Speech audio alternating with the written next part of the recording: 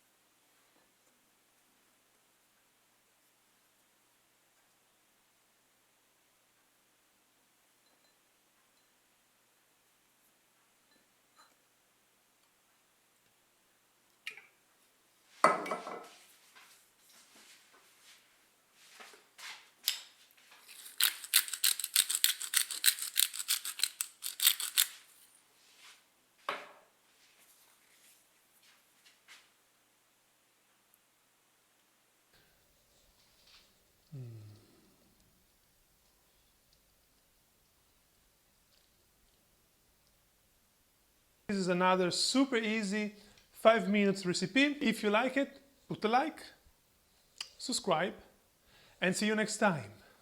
Ciao!